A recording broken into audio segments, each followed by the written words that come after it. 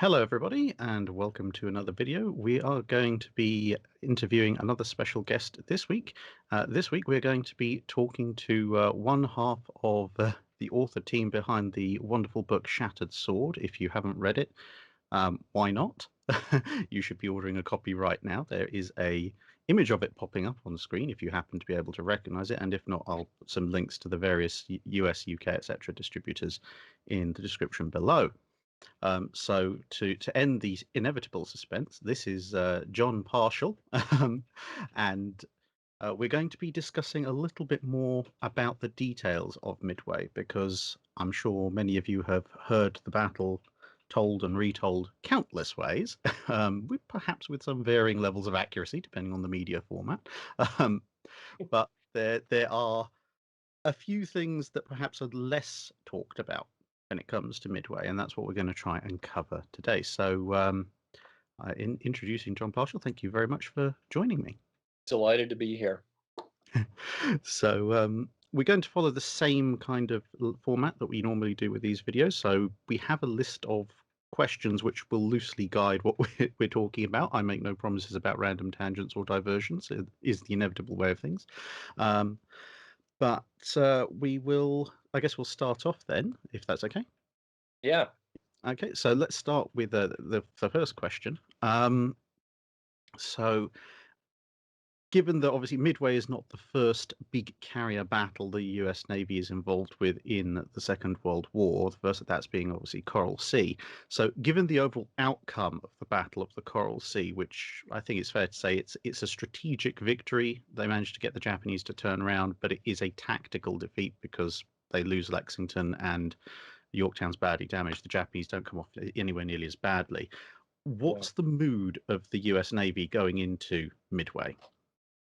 I think that it's sort of hard to characterize the mood of an entire institution as large as the U.S. Navy at that point. I think that you have to put it into the context of some of the other events that have already been occurring around the same time. I mean, uh, just the day before Coral Sea was fought, of course, Corregidor finally surrenders, and the last remnants of the Philippines are going down into the darkness. And I think that it's worth just stating that the mood in general in the middle of 1942 is incredibly dark. That this has been an awful run for the Allies, not just the Americans, but the British and the Dutch as well. Everything has Mm. just fallen to pieces in the Pacific at this point. The Allied strategic position has just been ripped to shreds. The British have suffered, calamitous defeats in Malaya, and finally the surrender of Singapore, and frankly, the campaign in Burma is going just as pear shaped as well. So it's easy for us to sit here at 75 years removed, and sort of look back and say, well, I know how the story ends, so yeah, it couldn't have been that bad. But I'm here to tell you, if you look at some of the eyewitness recollections from that year, from anybody, Lord Allenbrook, Eisenhower, even Nimitz at this point, there's a fair amount of foreboding about how the trajectory of this war is going. So great, we managed to stave off a Japanese advance against Port Moresby at Coral Sea. Where does that leave the Navy? I think that. Um, Broadly speaking, the Navy still believes in its capabilities as a fighting force. And particularly, I think the carrier aviators aboard our various aircraft carriers believe with some reason that they're a pretty elite force, and that they haven't really necessarily been tested um, full force against the Japanese. So I think that on the one hand, you've got some trepidation about this upcoming battle at Midway that now they're being rushed into. But at the same time, I think that if you were to talk to guys like Richard Best or Wade McCluskey or some of the other squadron leaders on these ships, they would give you a fair amount of assurance that we know what we're doing, and if we can get a good target in our sights, we'll be able to follow through on that. Okay. So yeah, so kind of yeah, I guess the on the front line there, there's probably spoiling for a fight. in a lot of ways, but at the higher echelons, they're sort of going, it's not going quite as well as we thought it would. Yeah, it's not going well at all. I do think you're right that they're certainly at the squadron level, the aviator level. There are a lot of people in the ranks who are just absolutely itching for payback against the Japanese. And yet, at the same time, at that same level, certainly there's talk in the torpedo plane squadrons, for instance, that we know that we're flying a relatively outdated airframe here, and I don't know that my personal odds of survival in this upcoming affray are necessarily all that good, which unfortunately turned out to be the case. Yeah. So sort of speaking about those air groups in a little bit more detail, when it actually comes time for the battle.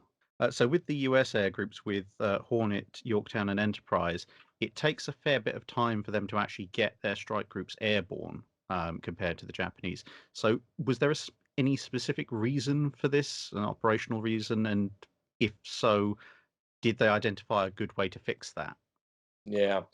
The real issue that's going on here, it's less a problem for Yorktown. Yorktown's package actually goes off pretty cleanly, and the reason for that is that they don't have to break their spot. In other words, they do a deck load strike. They put up a squadron of dive bombers, a squadron of torpedo planes, and some fighters and escort, and so they're able to put that entire package in one spot on the flight deck. Problem with Hornet and Yorktown or Enterprise, excuse me, are that they're trying to basically put up the full meal deal. I'm launching all of my planes, and that unfortunately means that I've got to send a portion of them up and then bring up the remainder from the hangar decks, get them spotted, and send them off as well. And that turns out to be a real problematic affair. And so you're absolutely right. It does take, in case of both of those carriers, almost an hour to get their air groups up and in the air. And that leads to, just all sorts of problems in terms of strike coordination. Then that in the middle of that, realizing that some of these planes they're burning precious gas while they're waiting, for their mates to come on up to them. They send these squadrons off on their way, and I forget the exact number of different formations of aircraft that were flying around, but it was probably on the order of six or seven, in squadron size packets out there looking for the Japanese fleet. And then furthermore, you have the disintegration of Hornet's Air Group, where the commander of the torpedo plane squadron, John Waldron, decides that the course they're taking is not the course they should be taking, and he actually splits his squadron off and goes looking for the Japanese separately. So Yorktown was the more experienced of the three flight decks that were there, and so I think it's pretty clear that her operations were a little more slick than Enterprise and Hornets. Um, but to an extent, I think some of those problems had even been sort of worked out by the time you get to the afternoon strikes against Hiryu. That there were few, of course, there were fewer American aircraft left by that juncture in the battle, but we also were a little less ambitious and just put deck load strikes up on those decks and got them off in the air. Um, you don't see as much of that sort of behavior in some of the later carrier battles like Eastern Solomons and Santa Cruz.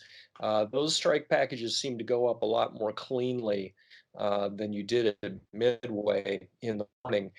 And even though this is not the first carrier battle that we fought at Midway, it's still only the second, right?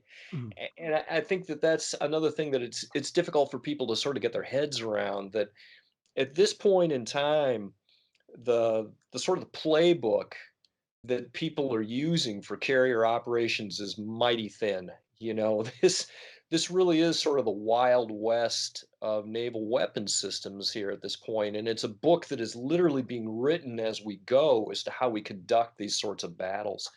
So I guess I'm not too terribly surprised that both of those carriers had as many problems as they did just getting their strike packages up.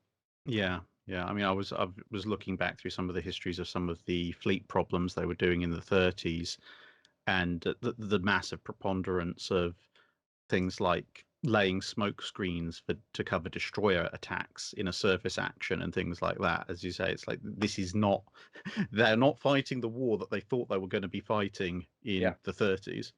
Yeah. Um, I and so, sorry. I was just going to say, I think the one thing that also gets lost on people, there have been a lot of sort of what do I want to say, ex post facto analyses of Midway, and even some critiques of Spruance and Fletcher, the two commanders there, that they didn't follow Nimitz's battle plan as precisely as they should have, and they should have had their carriers precisely here and launched it precisely these times, and they would have been able to scupper Nagumo without any losses.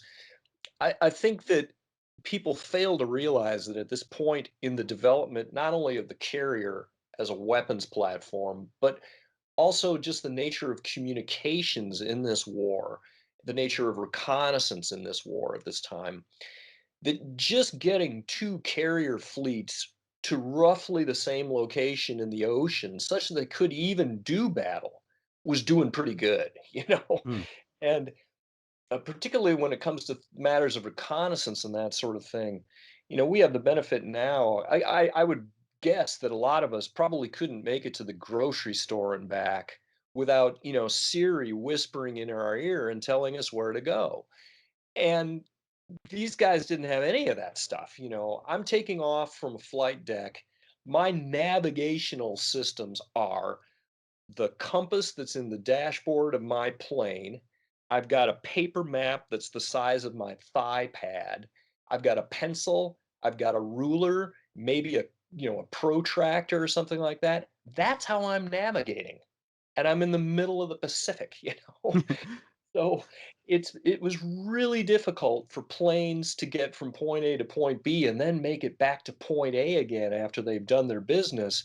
And likewise, the pilots that are out there doing reconnaissance missions, they only have the vaguest idea of where they actually are. So if you look at the sighting report that Tone's number 4 scout, sends back to Nagumo saying I've sighted American carriers, it's off by something like 70 miles, you know. So the whole picture should be one of confusion in a lot of cases, outdated communications, and the machinery of battle is still really raggedy, particularly on the mm. American side when it comes to doing these deck operations.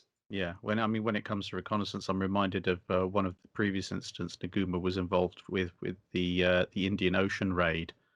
And I was looking at a map of Midway, and I realized when you've got Somerville and his carriers and Nagumo and his carriers, and if you superimpose where the British carriers were during that operation onto a map of Midway, you would have had the British carriers passing almost, not quite, but almost halfway between where the American and the Japanese carriers actually were on the day. Right. But in that instance, apart from one albacore that got shot down rather quickly because it was an albacore, um, um, the neither side had any clue where they were. So the fact that this engagement at Midway is even happening, that they even Right. have a vague idea where they are, sort Yeah. of they've already overcome quite a big hurdle. Right. And that actually, I think, speaks to another issue that is difficult for the modern reader in many cases to understand. I mean, um, we broke the Japanese codes, right? That's why we know that the Japanese carrier force is going to show up, we think, on this date at roughly this position. And we have this sort of modern presupposition that if I know that the enemy is coming, I win the battle. I've got this information in my hands. I should be able to win. It was very, very difficult to translate strategic level intelligence on enemy intentions into battlefield level effectiveness at the tactical level. Um, and I find intriguing parallels between that and the performance of Eighth Army in the Western Desert during the year 1942. Guys like Auchinleck and Montgomery, in many cases, had really good intelligence coming at them from ultra as to what Rommel was going to be doing. But if you don't have the doctrinal and tactical wherewithal to translate that intelligence into meaningful results on the battlefield, you still can't win. Yeah. So, I know we mentioned it briefly, but with Hornet's Air Group, obviously, the big strike that hits the Japanese is made up of Yorktown and Enterprise's aircraft showing up at roughly the same time. But Hornet's Air Group doesn't really feature all that much in that in that Yep. action because it just goes Yep. wandering off on its own little mission. So was it literally just a case of one of the squadron commanders going, actually, I don't think the guys on the ship had it right. I'm just off in whatever way I'm going. Yeah, there are elements of that. This is the infamous flight to nowhere where Hornet launches her air group. And there's been a lot of discussion around, did that group miss Nagumo to the north by flying a course that was basically due west, or did Hornet's group fly far to the southwest and miss it to the south? I'm firmly convinced that it flew to the north of Nagumo and went on a straight, basically 265 or 270-degree course. Um, I think what's going on there, and this has never been, documented, but when I talk to, guys like John Lundstrom and also Craig Simons, who's also written a good book on Midway, the sense that we all have is that Mitcher, who's the commander of Hornet, who is an old line carrier aviator and has just recently got his ticket punched to rear admiral. He knows he's going to make admiral after this battle. I don't think he particularly likes working for a guy like Fletcher, who is not an aviator by trade. And the pre-battle intel estimates that are coming back to these guys are that the Japanese are going to be operating in two task forces. They're sort of mirror imaging, the Americans Mm. are going to be operating in two task forces, and so they feel that the Japanese are going to be doing the same. None of the spotting reports that have come back to them thus far have seen any more than two aircraft carriers out there. And so it is our supposition that Mitcher is saying there's got to be another task force out there. And if there is one, it's probably trailing the one that we've spotted. And therefore, that would put it north of the one that we've spotted. And that's where I'm going to go. So he tells his air group commander, Stanhope Ring, I want you to take your air group and go out and look for this other mythical second task force. And that's the result, or the reason for this, enormous Mm. snafu. That never gets admitted to in the after battle reports, and there's a lot of sort of mystery around that as well. Um, I think that part of what's going on there is that Hornet doesn't really want to admit to just how badly things have gone, and to raise the notion that, you look at John Waldron's actions during the battle where he takes VT-8 and goes off to the southwest looking for the Japanese by himself. I mean, he has a fight in the air on the radio with his superior officer and is insubordinate and goes off. And okay, he's right. He finds the Japanese. He's the only group from Hornet that does, but he gets himself killed and his entire command in the process. Do you really wanna bring that up in the after battle report? Yeah. Do you really wanna raise this ugly issue that this entire squadron immolated themselves as a result of an insubordinate act in the context of the larger air group doing nothing meaningful, you know? So, I think there's just a lot of just like, "Let's just not talk about this," Okay. and hope that this problem goes away, but Yeah. you'll notice that after the battle, Spruance and or Nimitz expressly say that if you've got questions and details between Enterprise's report and Hornet's report, believe Enterprise's report, which says that Spruance thinks that Mitcher cooked that report. Yeah. So, what I think is going on there.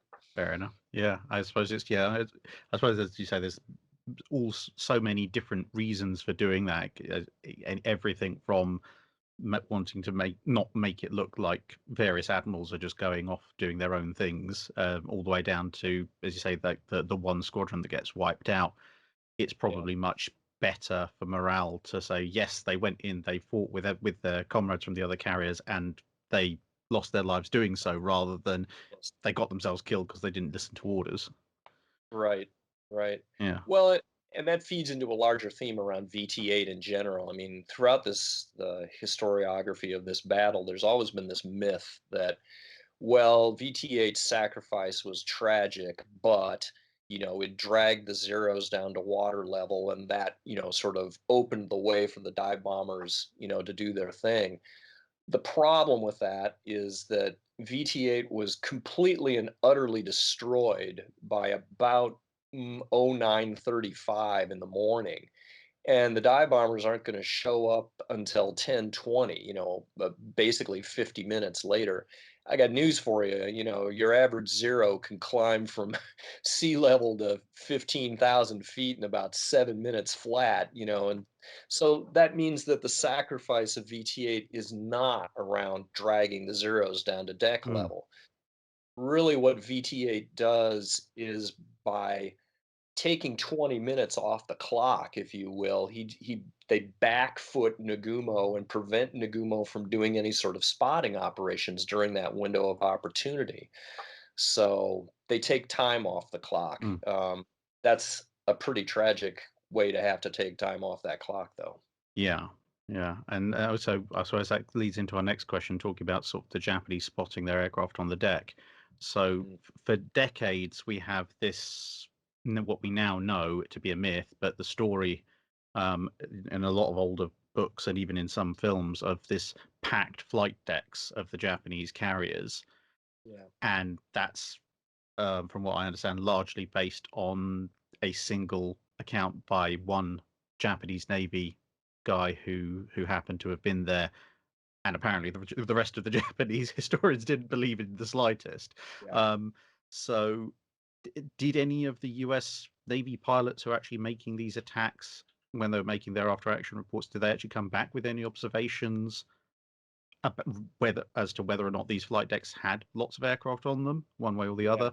And if so, how did their testimony come to be ignored in favor of a sort of a lone account from the other side? Right, right. Yeah, it's a really complex question. And I think the first thing you have to bear in mind that, if you are the pilot of an American dive bomber diving from, 15 to 17,000 feet in this roller coaster ride down to the decks below, you are being shot at this entire time. So there's flak coming up at your windscreen. That's not very fun.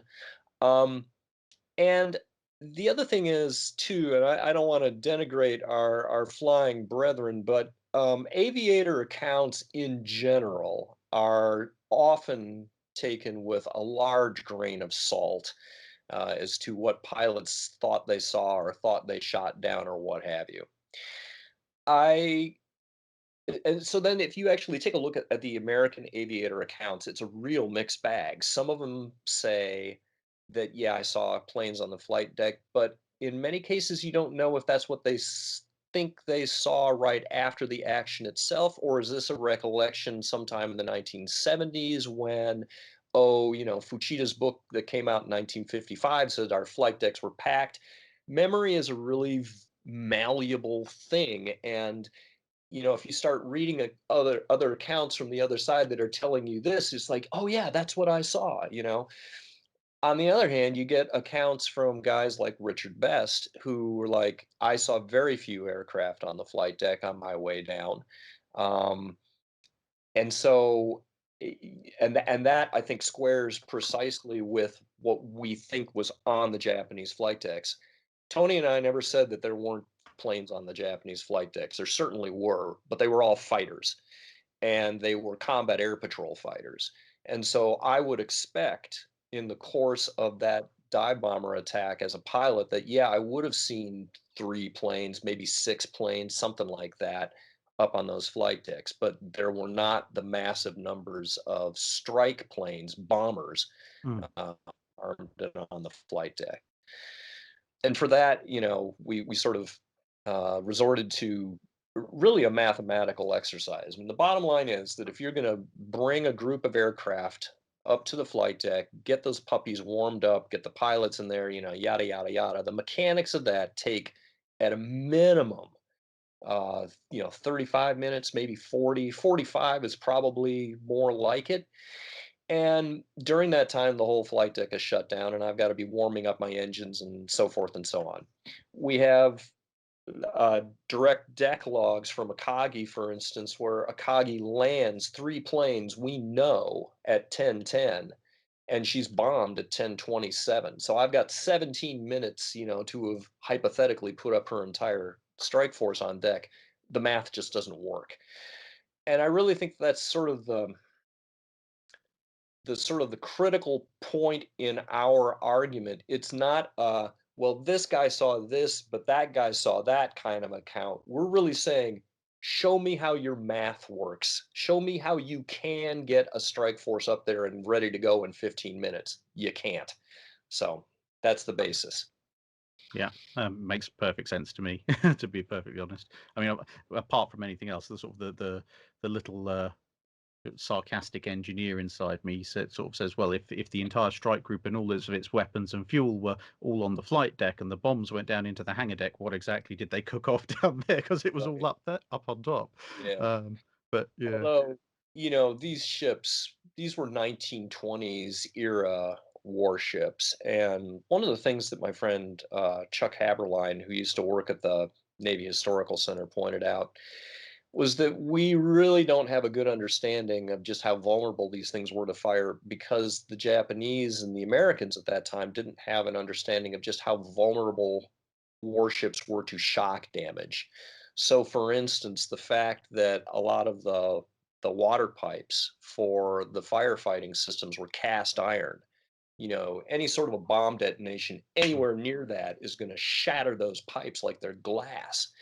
So, even if there hadn't been strike planes down in the hangars, just the fact that the fuel system was in operation probably would have meant, at least for some of these carriers, that that their goose was cooked literally, regardless of where those planes were located. yeah, yeah. So yeah, speaking of carriers that met a rather unfortunate end, obviously on the US side you have Yorktown. Yeah, Um, it's obviously it's coming out of Pearl Harbor with patch up repairs. It's not quite able to make its full speed. But when the Japanese attack Yorktown, it's still, as with its sister ship Hornet later on, it still takes one heck of a hammering to actually put it under in yep. multiple stages. At what stage along the line of the various assaults it gets hit by, is Yorktown pretty much irrevocably doomed? Or sort of when all the aircraft have left and all is said and done, if she hadn't been then subsequently followed up by the submarines, could she have been saved at that point? Absolutely. I'm convinced that she would have made it home had it not been for the torpedoes of I-168 that did her in a couple days after the battle. Um, the Yorktowns, as a class, were fabulous ships, very, very damage resistant. And I yes, she was listing heavily, but the flooding had largely been contained, and the fact that they were sending a fleet tug to drag her out of there, I don't think she was in any imminent danger of sinking. But Tanabe's submarine does her in, and as soon as those torpedoes hit, well, then yeah, it is game over. Yeah, yeah, I must. So obviously, Hornet is the other Yorktown that gets sunk. And Mhm. recently, when I've been looking into the Guadalcanal campaign, sort of everyone gives up on it because they think it's doomed. Right. Um, and then they send the destroyers in, and the destroyers hit it with some more torpedoes and some shells. And Hornet sink, they go, No, I'm sinking on my own schedule, thank you very much." And they have Yes. to leave because the Japanese are literally over the horizon. And then the Japanese find it, and it's like, why is this thing still here? Yeah. And they finally are the ones that polish her off. But Yeah. yeah, they could absorb a tremendous amount of damage. Um, yeah, I look at Hornet. Her final demise. Of course, she would have been completely ruined even if she hadn't been sunk. She'd been completely burned out, much Hmm. like, frankly, some of the Japanese carriers too. You look at Kaga. Um, my God, even if they'd been able to tow her home, that she'd have been worth nothing but razor blades at that point. But yeah, Yeah. it's bottom line is you have to put water into these hulls or they don't go under. Fire alone won't do it in most cases. Yeah. So obviously, the Japanese, as they do in quite a number of these battles, they have separate surface forces. Yeah. Um, apart from the carriers not serving in a direct escort role. Once all was said and done with the day's airstrikes, were those Japanese surface forces a credible threat to the remaining US carriers? I don't think so. Um, the bottom line is that as long as the American carrier commanders are successful in keeping themselves at arm's distance, what can the Japanese surface forces do to them? Um, I think you could make the argument that Yamamoto might have decided to run the main body up to Midway and bombard it. I think that there is just given the amount of damage that your typical battleship can absorb before finally being scuppered, and given the damage that had been done to the air groups of the American carriers, um, one might make an argument that that surface force might have been able to survive in that air envelope for some amount of time. But realistically speaking, what are you going to actually accomplish? Okay, I go to Midway. I don't really have any sort of a formal gunfire support doctrine for getting my troops ashore. If there's anything that late war Americans learned from doing those sorts of bombardments of heavily fortified Japanese islands, it's that it takes a heck of a lot of gunpowder to do anything credible and days to days to do it. So I just don't think that the Japanese would have been able to do anything meaningful off the island, really. I am highly skeptical that they would have been able to get an amphibious force even ashore, let alone taken the place. And even if they do take it, they can't keep it in supply. My sense is that Yamamoto realized a number of those things, at least at some level. And yeah, it's sort of interesting when you look at what's going on board the battleship Yamato, which is trailing behind Nagumo's carriers by several hundred miles. There are these sort of pitiful scenes in the middle of the night after the battle has been lost when the staff officers are grasping at any number of straws to try to, is there some way that we can pull this thing back from the brink of defeat? And it really takes them until, 2 or 3 in the morning before they finally realize that this just is not happening, and it is finally Yamamoto that becomes sort of the voice of reason with these younger staff officers, and is just basically like, "Snap out of it, guys. The battle is lost," you know? You don't go fighting, a fortress with a warship like this. It's just not gonna work. Yeah, yeah. Um, and so, I mean, obviously, that's. I think we've talked about a number of perhaps the more commonly held myths or the most commonly held. Oh, but they could haves of Mhm. Midway. Um, but what would you say, having obviously looked into it in so much detail, what is the single biggest myth about Midway that you'd like to dispel? Well, we've already discussed one of them, which is the whole myth around the flight decks, and that was something that we didn't go into the book writing process to dispel. We never wrote this book to like get Fuchida. That was never Mm, the intent of this whole exercise. It really was to just write a book about the Japanese side of the battle. And it wasn't until we were, 2 or 3 years into the writing process that it kind of began dawning on us that, this flight deck thing just doesn't seem to be holding together when you start looking at the air group records. So that was one big myth to get rid of, this whole recasting of what was going on in the flight decks. I feel like the other one that is also really pernicious is just this whole notion of the overwhelming odds that the Americans had to fight against to win this particular battle. When I teach my course on this battle at the Naval War College, I've got a slide that shows all of the warships on the Japanese side of the roster versus the American warships, that are facing them. And when you mm, first start this whole slide out with all of the various formations that are running around in the Pacific in some capacity, either up in the Aleutians or what have you, the Americans are absolutely very heavily outnumbered.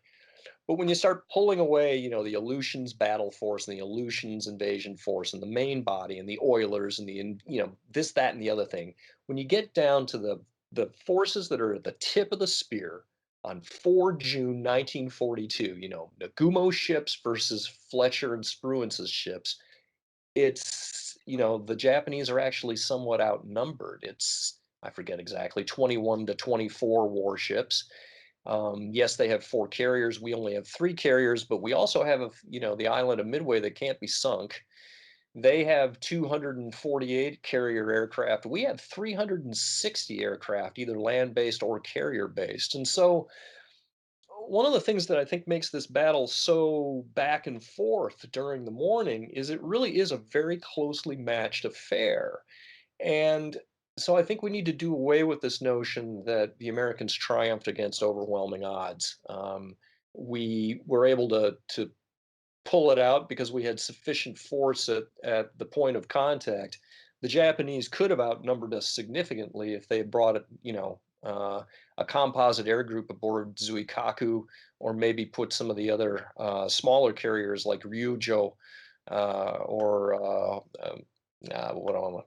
Some of the other smaller Mm, ones, light carriers, into the mix, but they didn't do it. So yeah, Zuiho.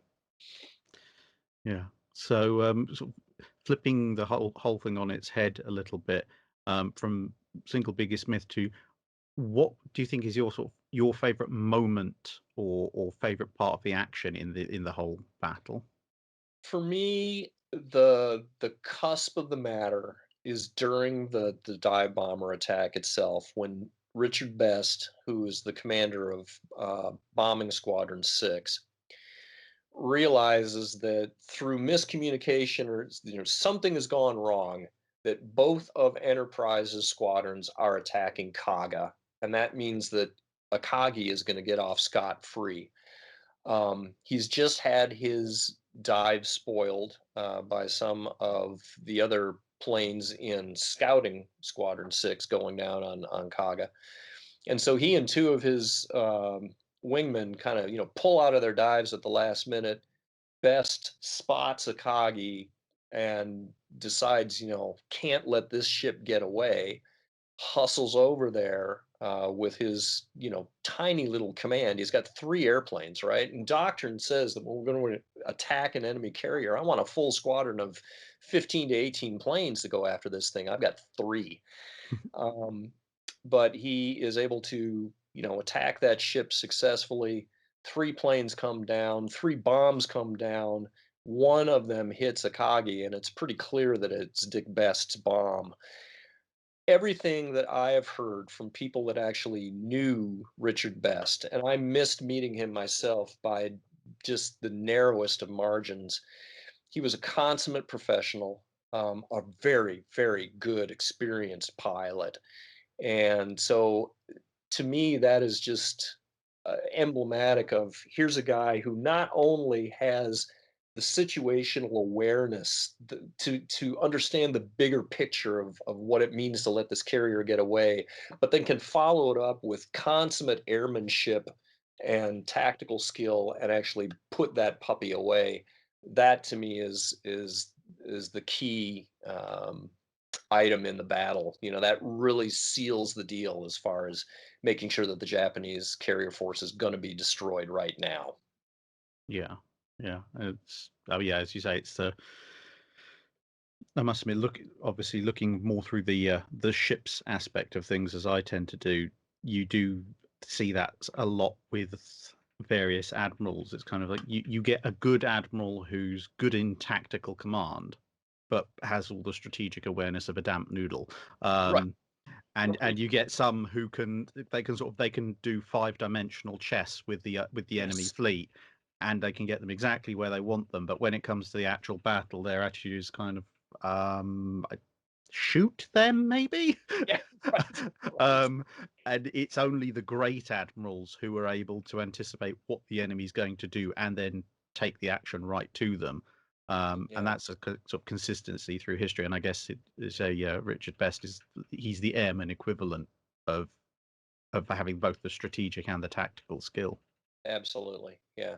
I would agree Yeah. with that. So obviously, unfortunately, obviously Yorktown is lost, although it takes an awful lot to put her down, especially compared to what happened to Lexington at Coral Sea. So how far exactly had US Navy damage control and damage control procedures come since Coral Sea?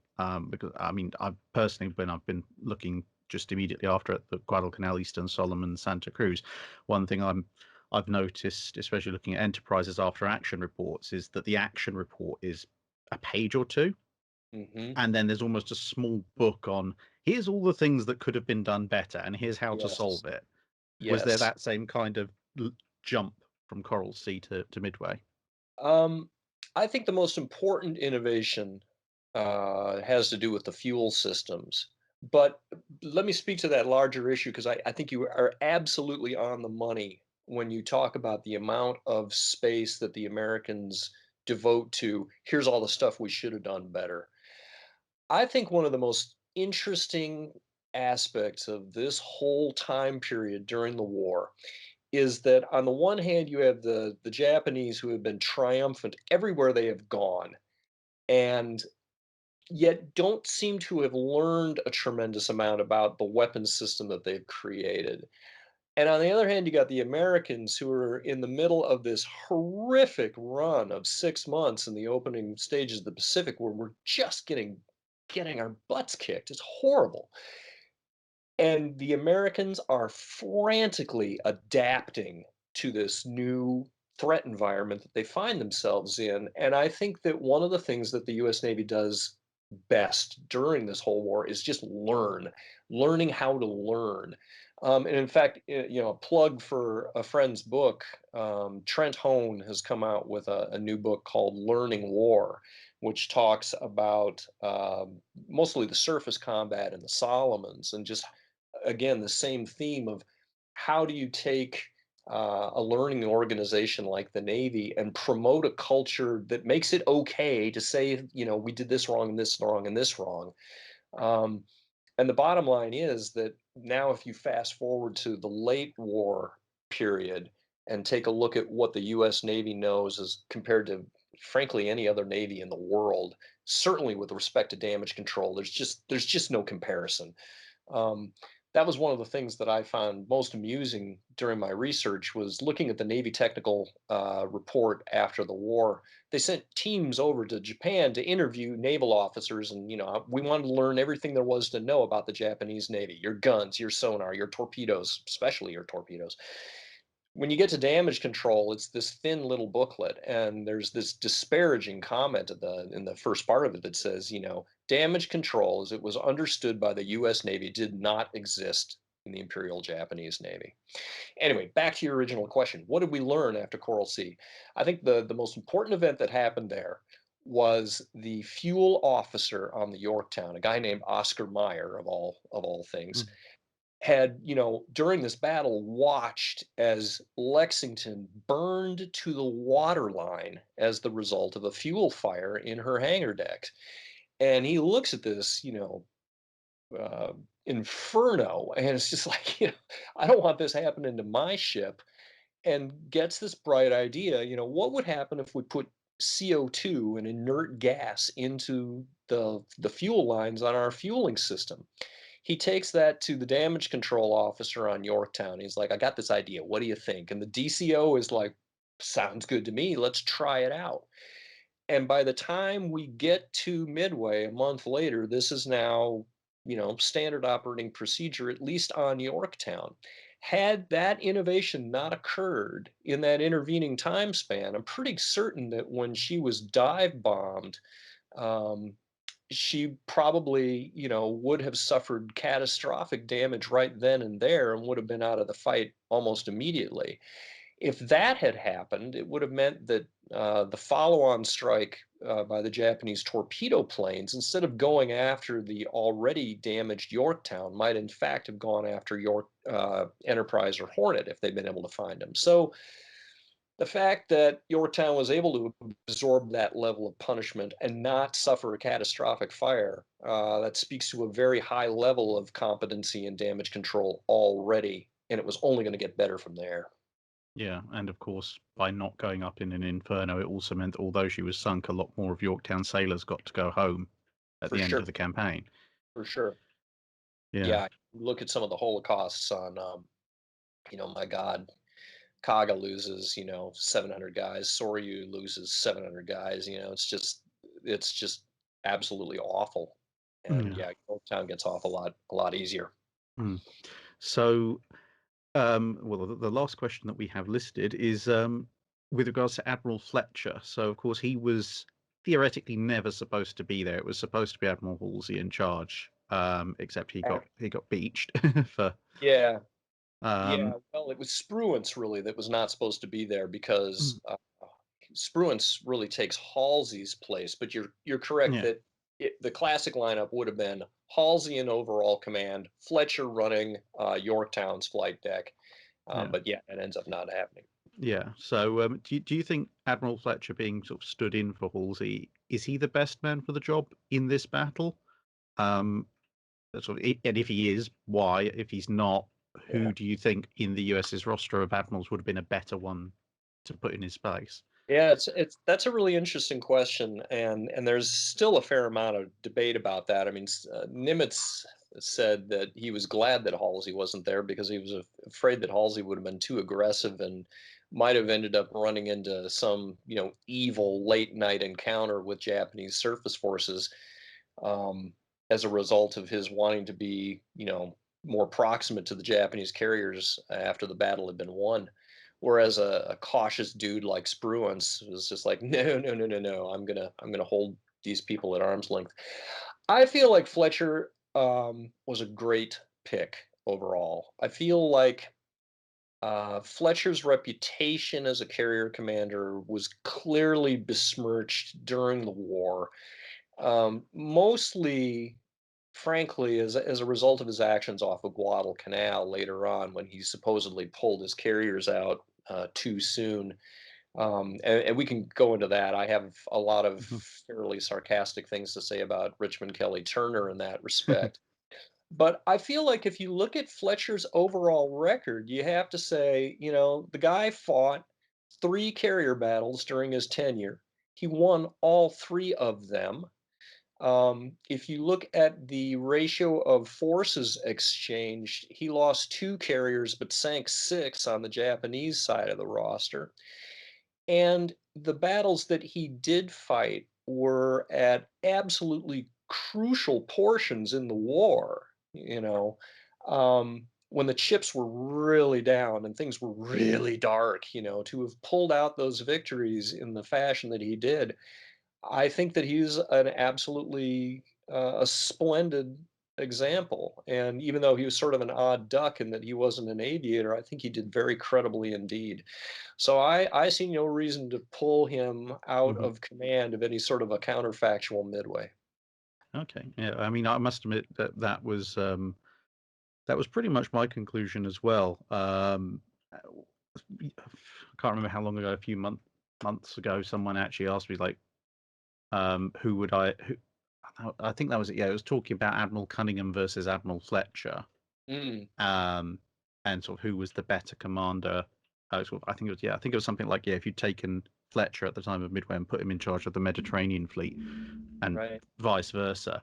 And the comment I made was that looking at Fletcher and how he commanded versus some of his contemporaries and colleagues in the U.S. Navy, Mm, and I don't know how much of this you might agree with, but it struck me that Fletcher is incredibly calculating. He almost it's almost the way you look at his decisions. To me, it almost seems like he almost has no emotion when it comes to his command decisions. He's just looking at it and going, "This is the way to inflict absolute maximum damage on the enemy. This is the way to preserve my forces as best I can, bearing in mind the first goal, and that mm, is what I'm going to do." He doesn't go, as you say, as the Nimitz was worried Halsey might be. He doesn't go, yeah, we've won, let's go after them. But equally, he's not sort of going, oh no, the enemy, run away. right. um, he's Yeah. just absolutely down the line of my duty is to destroy the enemy. My next duty is to preserve my ships. End of. Right. Yeah, and it's interesting you should mention that because Nimitz issues extremely clear instructions to both of his carrier commanders that you are not to risk your forces unless you are in a position to inflict disproportionate damage to the enemy. The underlying subtext, I think, is absolutely clear in that respect that, if you get placed in a position where your carriers are in danger and you're not going to be able to do anything meaningful, get out of there. Let the Marines, face up to a Mhm. potential invasion. That's what they're there for. But it's not worth risking those carriers unless you can do something meaningful. I think, too, if you look at his performance at Midway, and how he treats his subordinates. Um, Spruance is largely in control of the latter half of that battle, and Fletcher was perfectly capable if he had wanted to. He's flying his flag now in a cruiser after the Yorktown has been put out of action. He could easily have sailed over to the other task force and hoisted his flag aboard Hornet and said, "I'm in charge again, and let's keep going." But he realizes that Spruance is running this battle perfectly competently, and so he doesn't want to upset that apple cart and just kind of lets Spruance continue to do his thing. That to me bespeaks um, a tremendous level of emotional maturity and the ability to delegate to trusted subordinates. Just get out of the way and let them do their thing.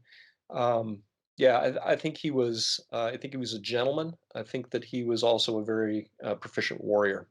Mm. Yeah, from what you described just there, he's basically just going, again, it's like my job is to kill the enemy. If my subordinates are killing the enemy, great. Right, great.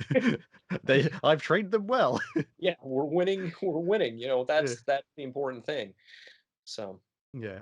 So I mean, if you don't mind, we do have a little bit of time, I guess, yeah, maybe. So if we may take a small diversion off to Guadalcanal, which is obviously the yeah. next stage of the U.S. carrier campaign, I'm most interested to hear on hear what you mentioned, what you sort of hinted at with your reflections on Well, Fletcher and Turner and that whole situation. yeah, I look at Turner and he was a tremendously capable individual. He was also just a horrible human being and kind of a barely functional alcoholic at late, certainly later in the war.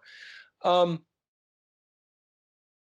Turner ends up uh, kind of stabbing Fletcher in the back. Fletcher knew that there was going to be a Japanese reaction to the invasion of Guadalcanal. He's absolutely convinced of that. And he knows that he can only keep his carriers off of Guadalcanal for a certain amount of time before he needs to pull back and refuel them because he's absolutely convinced that there's going to be a follow on carrier battle for this island. And he's absolutely right.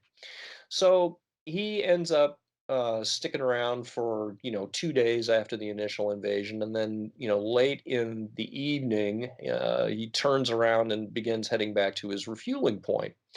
Well, what he doesn't know is that very same night during the Battle of Savo Island. The Allied cruiser force in Iron Bottom Sound gets absolutely crushed, and now, the invasion forces that are still busily unloading supplies and are behind schedule, not that Turner has told anybody that, Mm. are now completely exposed to Japanese attack.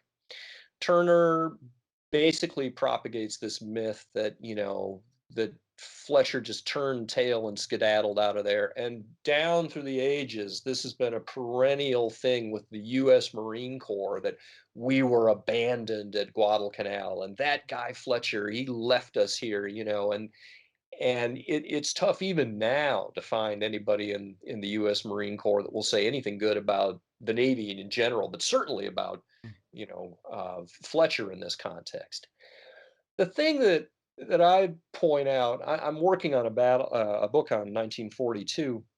None of this would have been an issue if Turner's cruiser force hadn't gone and gotten itself blown out of the water in the first place. No one would have cared, right? Mm. But really, what I think is going on here is that Turner is desperately looking around for scapegoats. In fact, one Marine admiral shortly after the battle says that, you know, in no time at all, Turner was blaming everyone else except Mother Teresa for the defeat. So he's desperately looking for scapegoats to deflect criticism from himself when the bottom line is that he was in command of the surface forces off of Guadalcanal. He had personally vetted all of the defense arrangements and the position of those various squadrons, and after the battle, another admiral, came out and said it has to be admitted that even though we knew that there was a force that might show up here and we had arranged our forces to repel them, that in the event we were destroyed.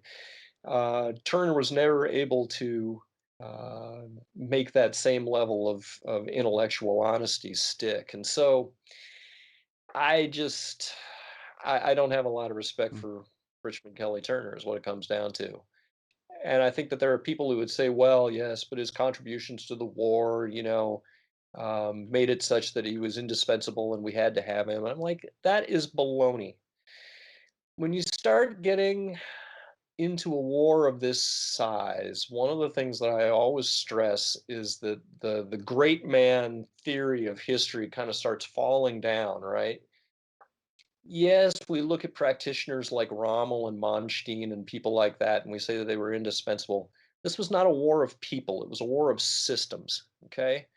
And at the end of the day, even if Richmond Kelly Turner was not in command of those amphibious forces, you know what? There was somebody else in the pipeline that the US Navy could have picked who would have been able to do that job at least as credibly. And if there wasn't, that speaks to a problem of our systems. I'm absolutely confident that there was. So mm. Yeah, that's kind of my take on the war. yeah.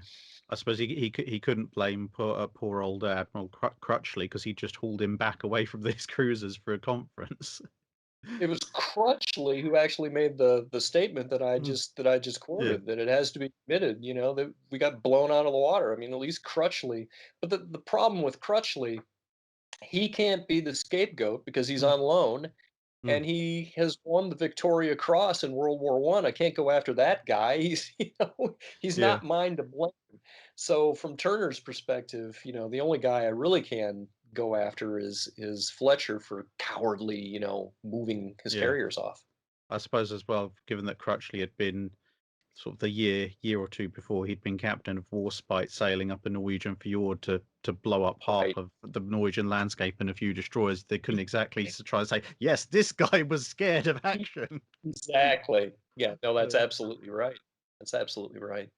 yeah. So, Oh, yeah, it just there's a fascinating group of characters, obviously, in all of these battles, and you do have some real interesting types of people running around. Turner is certainly one of the more interesting ones. Um, you find that in any force, right? I mean, there's mm, always going to be some irascible sea dogs running around. I mean, obviously, the U.S. Navy as a whole is run by Ernest King, who's not exactly a ball of laughs at a party. So yeah, yeah. you get what you get. Yeah, although I have always said, sort of, if I was given a time travel machine and I could see the 10 to 15 minutes of any time during World War Two, the one I'd probably want to be wanting to bring a very big bag of popcorn to would be Admiral King's office when they finally ended up marching in the Buord people who'd messed up the Mark 14. Mm, yeah, That would have been an interesting, yeah, interesting conversation yeah. that I suspect has never been written down. Uncomfortable, to Yeah. put it mildly. Yeah, for sure. As for me, time travel wise, Midway still remains on the top of my list. Even now, having written a book about it, there's still a lot of things that I would actually want to be able to see with my own eyes. We still don't have a good sense for what was going on down in the hangars of those carriers. That picture in my mind is even murkier now. Tony Tully, my co-author, has maintained um, a scholarly interest in the battle. I don't want to say I've moved on, but I Mm, do other things as well. Tony's really, still drilled into Midway very seriously and has unearthed additional Japanese accounts that just speak to the level of chaos that was going on down in the hangar decks. But if you were to ask me now, do you think that those planes were actually even armed and ready to be lifted to the flight decks at the time of that attack? I'd be like, I don't know. mm, Yeah, probably pretty close, but there's nothing definitive there. And I think that that's one of the sort of the interesting things about studying battles like this, even when you get really deep into the weeds, is that we as historians are always dependent on the quality of the source material that we have available to us. And we're constantly learning new things, and that source material is changing and evolving. But I wrote one battle of this history or history of this battle, but I'm sure that, 50 years from now, some other person is going to substantially revise our account because they will have learned new things. And that's cool. Mhm. That's the nature of the beast. We should welcome that. So, in terms of the obviously this video, if we wrap up by just saying you've mentioned you're writing a book on 1942. Is there a sort of an ETA on that? This project has turned into what I call, it's my precious. Yeah. And I've been working on it for 11 years now. Mhm. I've always been interested just from a big picture standpoint around how did the Allies turn around their respective train wrecks during 1942, which I do think is the critical year of the war. I don't think that World War II can be solved one way or the other until all the big dogs are in the fight, and it really isn't until December of 41 that the U.S. is now in. And frankly, from the Russian standpoint, I think it's an open question as to whether or not Russia is going to survive 1942. Anyway, so I've been working on that. I'm hoping to have it done in another, I don't know, 3 years, something like that. But I got a ways to go. Fair enough. Well, Yeah, we'll keep an eye out for it. I appreciate that. Let everyone know when it is out. Okay, so we're gonna draw a close to this particular interview. It's been a great pleasure speaking to you. I must say it's Likewise. I've really enjoyed it, and hopefully at some point we can talk again on something related. Um, But yeah, for now, we'll wrap up this video here. And as I said at the lead, if you haven't got a copy of Shattered Sword, well, you're watching a Naval History channel. Why do you not have a copy of Shattered Sword? Okay, maybe COVID slows the post down, but it has become on. We've been living like this for a year. Isn't that you should have had one by now? And Um, I'll even put in my plug here and say I do sell autographed copies. So if you're looking for that special present for someone special, I can make hmm, that happen. Yeah. So, men mental note. men, so I will Mental say note that made. shipping overseas, oof, my most expensive copy ever actually went to a guy in Moscow, and it cost me $110 just to ship it there. Wow. Ouch. Yeah. He wanted it real bad. Okay, God Mhm. bless you. So, Well, maybe we can set up something for people on this side of the Atlantic because yeah, yeah, I've worked out something of a transatlantic trade system, which but yeah. it works relatively well. But anyway, wrapping up here, so let's stop the recording. That's it for this video. Thanks for watching. If you have a comment or suggestion for a ship to review, let us know in the comments below. Don't forget to comment on the pinned post for dry dock questions.